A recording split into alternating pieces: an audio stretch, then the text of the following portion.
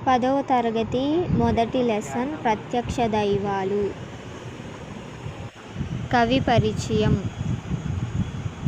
కవి పేరు ఎర్రన. కాలం 14వ శతాబ్దం. తల్లిదండ్రులు పోతమ్మ, సోరణ.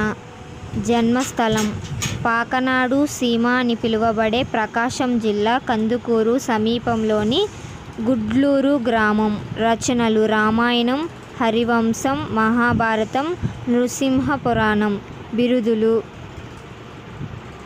బిరుదులు శంభుదాసుడు, ప్రబంధ పరమేశ్వరుడు అనే బిరుదులున్నాయి.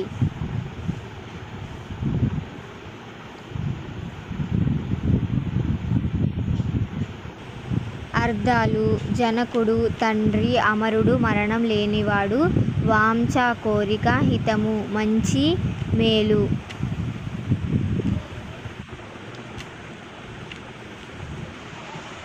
పర్యాయాలు: పుత్రుడు, కుమారుడు, కొడుకు. వస్త్రం: వలువలు, బట్టలు. జనని తల్లి.